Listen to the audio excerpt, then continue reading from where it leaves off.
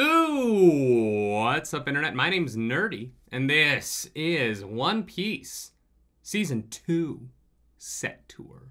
That's right, we got a 3-minute and 16-second video. I don't know if I'm gonna react to it straight through. I might be pausing a lot, which I don't usually do, but because it's a set tour, we're gonna try and figure out what sets belong to what arcs. I was like, am I gonna dry erase my... No, that's a nice monitor. I'm not gonna do that. Let's dive right in to this set tour for Season 2. Let's get into it.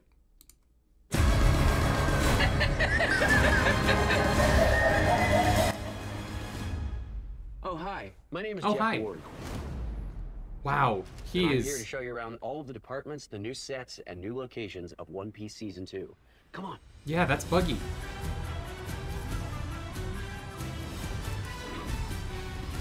Carrie cool. Barnard. She's the costume designer, and of all this is her. Not just me, my team too. That nasal How tone many in his people's voice that he has as wardrobe would you Buggy is say just is his in here? speaking At voice. least It's interesting. 1,000. 1,000 people? At least. These are some of our costumes that we've been working on for this season. Wait, we're not allowed to see any of this. I'm just gonna run away. So I think people I'm are really amazed they excited got to a see costume all the person different on looks camera. beyond It's just hard the to classic do. ones that they wear. Even the villains that are wearing the same costumes, they're probably pretty cool still, too. You can't mess with perfection.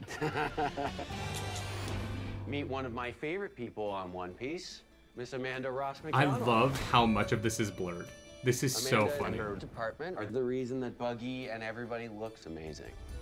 This is all kinds of cool stuff that I'm sure none of it you can see right now. Spoilers. A Star Wars poster. Star Wars. Here we are in the props department. Do they shoot at with Pinewood? Edvard Kruger, our props master. Very cool, Tram. Do you take this to work now? I love that Oh, Garp I own poster this in the view. back. It's registered and everything.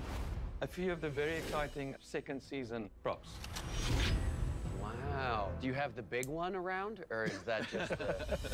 This The is fuck is that Usopp's giant needle sniper for? goggles, pretty true to the manga, and these are all based off Oda's drawings, very Wow. specific to One Piece. I love how many I'm physical wondering- props they have. This stuff is very fragile. Don't mess around with it. Don't even look at it. And I am here with Tom Hannum, who is the All right, incredible now we're in a production set. designer on Oh, One this is where Zoro gets his sword. Piece. Max Gottlieb, the other production designer. This has on to One be Piece. Hero Luke's lab, right? Okay. In a crazy arms store. So that this where we is are? Logue Well, Town. Zoro enters Or to Log resupply Town. and stock up. The three Wow, it shops looks next so to the good. arms store are Panda! exactly from the manga.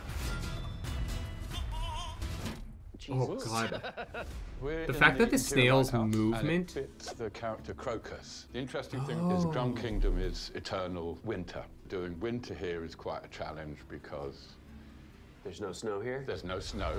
Oh no, I they can't be a think Pinewood. that They're in was South a pretty Africa. I'm amazing dumb. tour and inside look at One Piece Season 2. Wow. I'll see you all in 20... I can't say the year.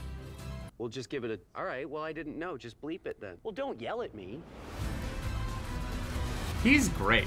Honestly, he is so charming.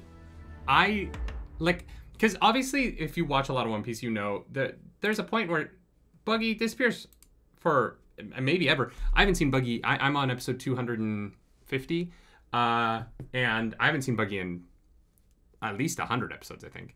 I don't think I've seen Buggy since Alabasta, right? And so I think that he is so charming that if they can find a way to keep him around, I think they should. I think that Buggy in season 1 is so good. I think they really nailed the casting in making him hot, which didn't expect that from Buggy, but it works. It definitely works. I am so excited for how physical this world is. One of the things that I did not enjoy about Avatar: The Last Airbender on Netflix was that in an effort to make the world look like the anime, they didn't distress anything and everything was very clean, right? The entire show felt very sanitized.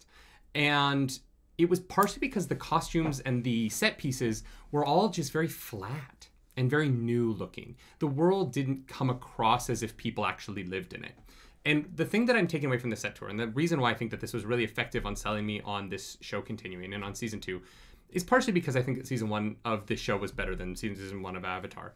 But also the sets and the props and the costumes and even like the wigs and the makeup that we did see in this episode or in this set tour really belied how much work has gone into weathering, right? Weathering in TV and film is the process through which you take a costume and you make it look like it is damaged. You scuff it up. You kind of just beat the shit out of it. You paint it. Like sometimes they paint fake dirt on, right? Stuff like that in order to tell you that this world is lived in. And it is sort of the difference between Star Wars aesthetic and Star Trek aesthetic, right? And I think that the vast majority of storytelling is better in the Star Wars aesthetic. Star Trek isn't. Star Trek is supposed to be this optimistic future. I totally get that. Star Trek nails its aesthetic. 10 out of 10, no notes.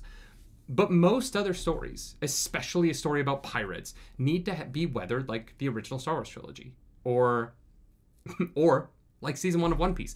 It looked very lived in. The characters' costumes felt real. Buggy's coat in season 1 really stood out to me as being just a perfectly weathered costume piece. And the fact that, you know, they're really paying attention to Drum Island being this winter kingdom. And what does that do to the weathering of the outside of the building, but also what does it do to the weathering of the inside of the building? They're thinking that through. And, you know, obviously I wish that these shows were coming faster. And I don't like TV on this 2-year in-between timeline. But if you're going to do it right. And it's just so apparent that they're doing it right here. And God, like, I'm so excited. I think that was wonderful. And the good news for me is that I'm only 250 episodes into One Piece. So I have another 800 episodes to watch right now before I run out of new One Piece for me. But for Clarus's sake, I hope that season 2 comes soon, because it just looks like the behind the scenes team is putting their whole I can't say that. I was going to do the Ussi thing on Ussi, but then I realized that it has to be One Piece Ussi, and that's just not as funny. If you like the video, subscribe to the channel. If you don't, hit the dislike button. Leave me comments down below, because the algorithm god is hungry and we must feed her. This episode, that algorithm goddess is the costuming head. I didn't catch her name. It moved very fast. But she was on video, and I don't know if you've met costuming people. They don't want to be on video. They will kick you out of their costume shot. If you want to follow me around the internet, you can. I'm at Nerdy Nightly. And as always, do something nerdy tonight. Bye.